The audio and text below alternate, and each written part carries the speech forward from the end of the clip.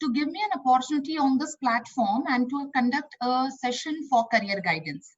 So without wasting much time, let us move ahead with our session.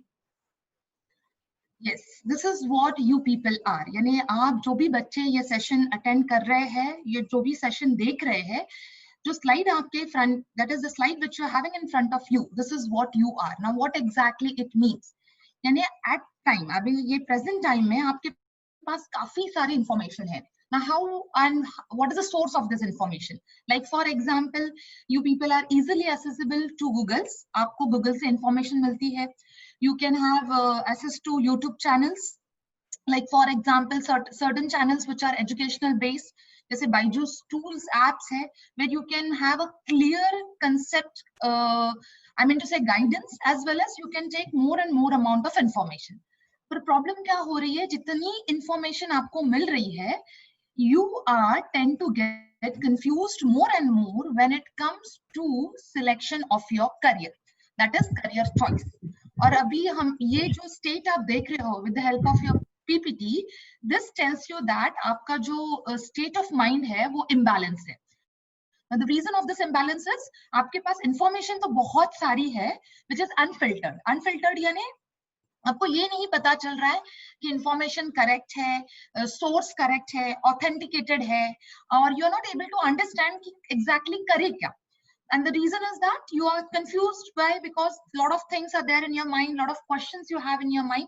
So this is what your state of mind is right now, imbalance. So to balance this state of mind, we are here today for this webinar. So henceforth, आपको याद रखना है कि you have to avoid this mistake. So what is the mistake? Mistake is that many of you, अभी आप में जो audiences बैठे हैं, with those who are listening the webinar, आप standard 9 से लेके standard 12 तक के students हो. So what you do is that when it comes to your career choices, like for example, जो 10th वाले students हैं, वो सोचते होंगे कि अभी 11th में उन्हें कौन सी stream लेनी है, या जो 12th वाले students हैं, वो सोचते होंगे exactly आगे क्या करना है. But when you take, सोचना बुरी बात नहीं है, it is, और सोचना होना चाहिए, that is very important. But what we do is that हम अभी जिस stage में सोचते हैं ना, the stage is current. I mean to say, you look at right now. I mean to say, जो भी अभी market में चल रहा है, you based on that you take a decision. Okay, that is again not wrong. That is very correct. Okay, but the problem is that आपको उसके साथ और एक बात याद रखनी पड़ेगी कि the coming future, 5 years down the line, 10 years down the line, वो field जो आपने select की है is on that active. यानी आपको ये सबसे पहले decision लेना पड़ेगा. It means that आपको futuristic रहना पड़ेगा. Futuristic it means जब भी आप career choice करते हो या career decision लेते हो, you can't just think of 1 year or 2 years. आपको लंबी सोच करनी है. That is for at least for 20 years or 25 years आपको इतना सी उसमें अपग्रेडेशन होते रहेगा. You have to have lot of things doing in that. But then हमें ऐसे popular choices लेने हैं जो हमें 20 years तक survival के लिए help करे, which will help you to sustain. So very clear, when you are giving your 10th and 12th standard, आप जब career choice कर रहे हो, make sure कि आप futuristic career choice कर रहे हो. Okay. So now what is this? This is what you have right now. Okay, आपके पास education है, you are studying, almost everyone has cleared your primary education, that is a birthright of every child as our education policy, and knowledge है. Now when I'm saying knowledge, it means that you are not completely 100% knowledgeable.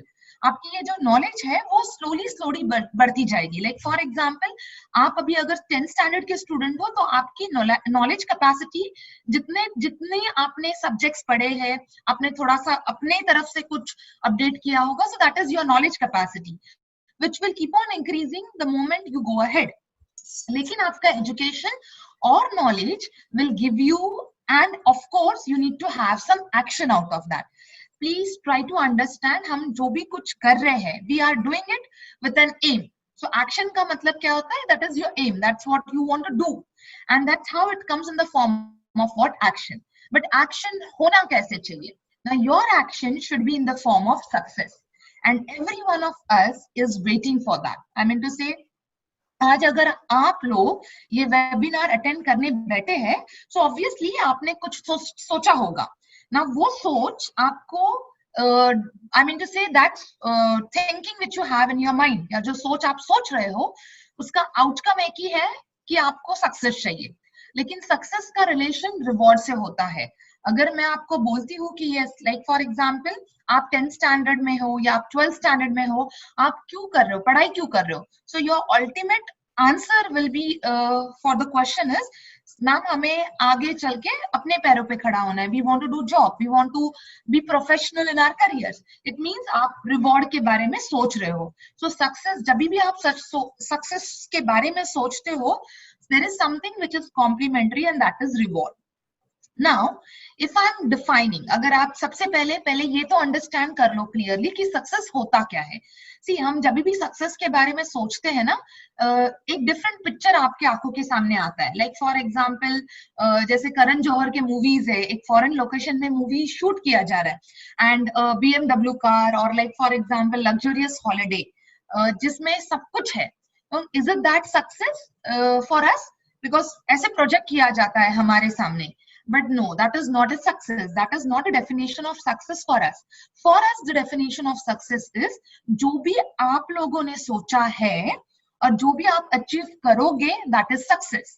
Like for example, अगर अभी भी आप clear नहीं हो, आपने 10th standard के exams दिए हैं and you have studied very hard, और आपको पता है कि आपको 90% आने वाले हैं, ओके 90 to 95 के बीच आपने टारगेट रखा है। डिस्टिंक्शन वाले स्टूडेंट्स है जिन्होंने 70-75 के बीच टारगेट रखा है।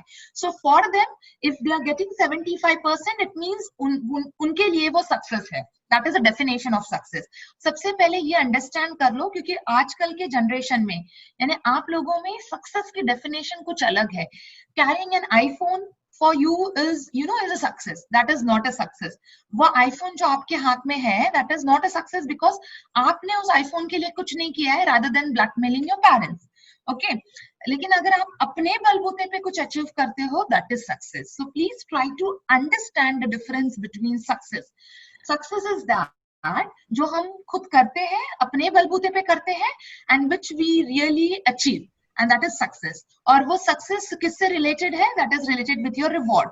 If you have appeared for standard 12 and if you are securing 80% of marks, that 80% of marks is your success, but that success is with your reward. यानी जो 80% आपको मिले हैं वो आपका reward है. So please remember ये दो correlation. Now आप में से कई बच्चे होंगे, उनके माइंड में ये क्वेश्चन होगा, मैम सक्सेस के साथ हमेशा रिवॉर्ड आता है? यस, द आंसर इज आता है, but it is a part that ये सक्सेस की जर्नी है ना, वो दो चीजों से एसोसिएटेड है।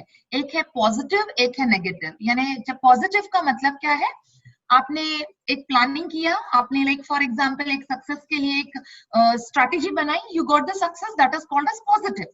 लेकिन शायद आपकी स्ट्रैटेजी में कुछ थोड़ा से प्रॉब्लम आ गए, सिचुएशन खराब हो गई, like for example see right now हम लॉकडाउन में है, so this is you know but हमने जो सोचा था वो सब थोड़ा एक्सटेंड हो रहा है, सो इसका मतलब ये नेगेटिव है, बट टाइम भी after some time you are going to get it. यानी सक्सेस के साथ फेलियर्स का होना जरूरी है, और इनफैक्ट आपको ऐसे सोचना चाहिए, जब तक फेलियर नहीं आएगा आप सक्सेस के करीब नहीं जाओगे। So success and failure is a part and phase of life, but दोनों में एक तो गारंटी है, there will be a reward. The only thing is that आपको जो एरो दिखा है towards a reward, आपको वो पाथ चलना पड़ेगा।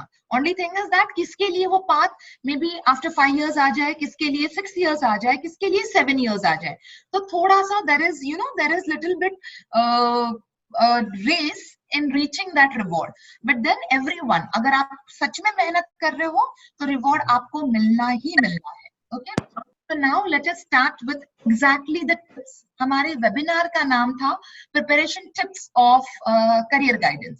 Now what are these tips? These tips are nothing but you know strategies. यानी आपको क्या करना है एग्जैक्टली अगर आपको आप सोच रहे हो कि मुझे आगे चल के डॉक्टर बनना है, तो उस डॉक्टर बनने के प्रोसेस में आपको सबसे पहले करना क्या पड़ेगा। Now like for example you are a student of standard 9, आप 9th स्टैंडर्ड के स्टूडेंट हो, आप 10th के स्टूडेंट हो, आप 11th के स्टूडेंट हो, आप 12th के स्टूडेंट हो, सबके लिए ये प्रोसेस सेम है। The only thing is that may be 10th और 12th के स्टूडेंट्स को थोड़ा सा रिडिफाइन करना पड़ेगा, मे बी आपने कुछ सोचा है बट आपको उसे सिर्फ अलाइन करना पड़ेगा clearly, and student of 9th are lucky enough कि आपको अभी पता चला है, so you can plan according the things in such way. So what is this planning? अभी प्लानिंग तो एक आई मीन टू से एक मैनेजमेंट स्कॉलर है हेनरी फियोल, उन्होंने इसके बारे में खोज की थी, उन्होंने ये वर्ड ढूंढ निकाला था और उन्होंने कहा था कि हम लाइफ में किसी भी फेज में, लाइक फॉर एग्जांपल हम हमारे पढ़ाई के लिए प्रिपेयर करते हैं. Excuse me, someone speaker is on, please keep it on mute.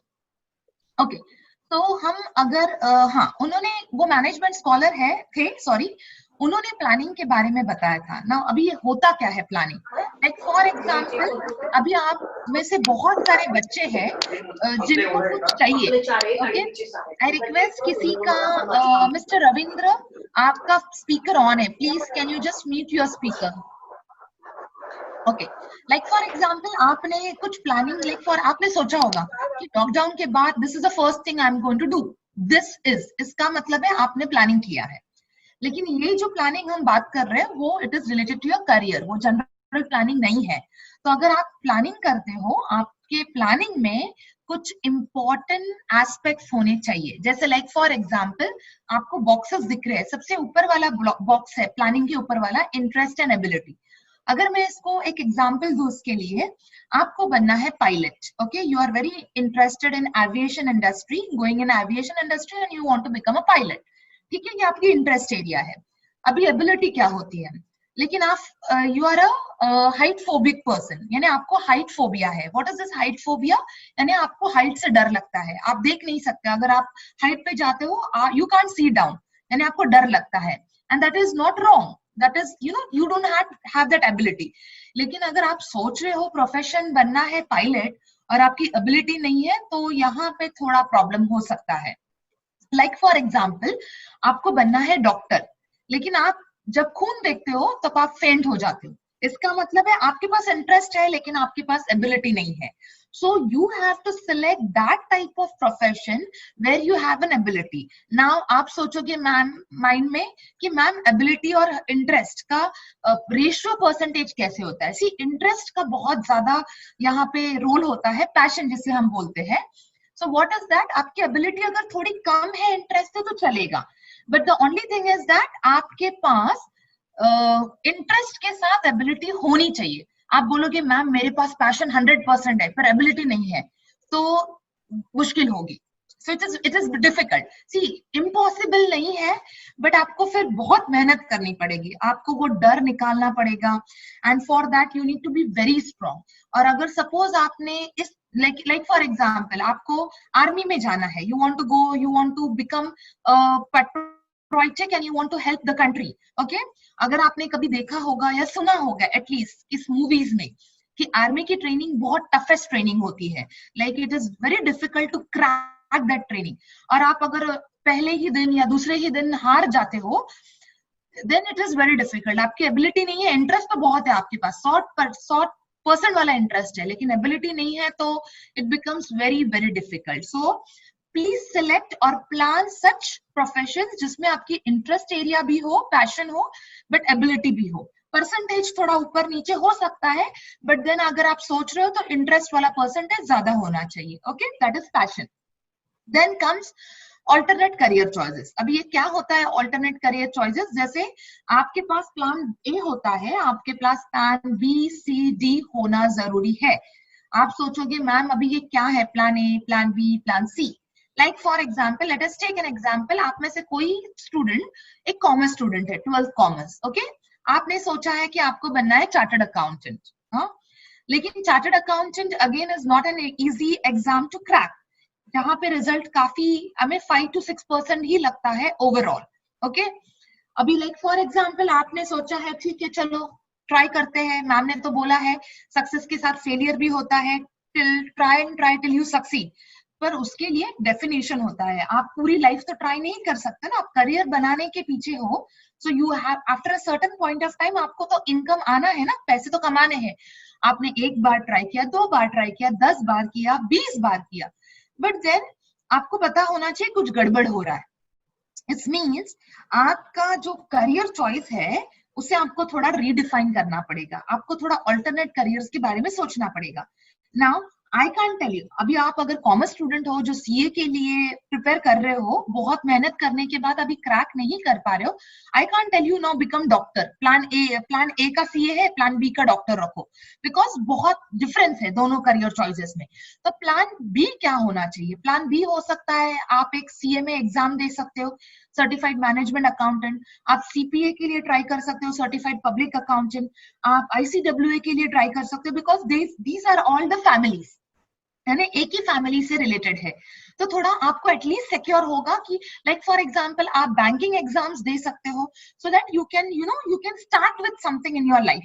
क्योंकि बहुत बार क्या होता है ना, आपका इंटरेस्ट एरिया अच्छी है, आपकी कैपेसिटी अच्छी है, बट है ना बहुत सारे फेलियर्स से ना आप टूट जाते हो, योर मोरल बिकम्स डाउन, आपका मोटिवेशन लेवल। सो उसे बनाने के लिए आपको प्लान बी और प्लान सी की हेल्प लेनी पड़ेगी। आपके माइंड में क्वेश्चन होगा, मैम हम प्लान बी बाद में नहीं कर सकते हैं क्या, हमें साथ में ही क्यों करना है? द रीजन इज दैट अगर आप at any point of time आपका प्लान ए खराब हो जाता है या सक्सेसफुल नहीं होता है, आपने ऑलरेडी मे बी 1 या 2 साल आपने प्लान ए के पीछे स्पेंड किए हैं, अभी आप सोचो, आप अगर पूछते हो कि प्लान बी के लिए हम क्यों रुक नहीं सकते हो, सी 2 साल तो आपके ऑलरेडी वेस्ट गए। अगर आप प्लान बी आपके पास है नहीं, तो आपको शुरुआत कहाँ से करनी पड़ेगी?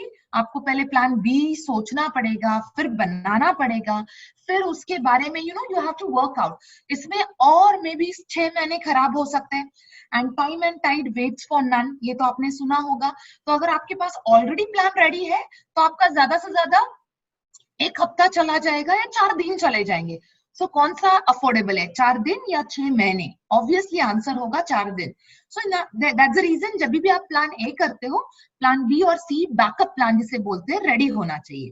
Okay, skills. अभी इस स्किल्स के बारे में हम डिस्कस करेंगे आगे वाले स्लाइड्स में थोड़ा सा डिटेल में। राइट नाउ स्किल्स का मतलब आप सिर्फ इतना समझ लीजिए, आपकी जो एक्स्ट्रा क्वालिटीज होती है करियर बनाने के लिए, उसे हम डिफाइन कर सकते हैं skills. Okay, like for example, suppose if you want to become a news reader, ठीक है, अगर आपको न्यूज रीडर बनना है तो उसके इंटरेस्ट है आपके पास एबिलिटी भी है, बट स्किल्स क्या होनी चाहिए? Like for example, you have to be confident speaker, you have to be very confident speaking in public, that is public speaking. You should be well versed with the knowledges, like for example, अगर आप थोड़ा सा if you are in the state of Maharashtra and you are a non Maharashtrian, तो at least आपको मराठी समझ में आनी चाहिए, that is a skill. You can have a question at any point of time, so you have to work on your skills. इसके बारे में हम थोड़ा डिटेल में आगे की स्लाइड में डिस्कस करेंगे। Okay, research with your choices जो हमने पहले भी डिस्कस किया है, आप जिस भी प्रोफेशन में जाते हो, आपको फ्यूचरिस्टिक होना चाहिए। 10 साल के बाद, 15 साल के बाद वो प्रोफेशन आपका एक्टिव होना चाहिए, that is you have to think in that point of time.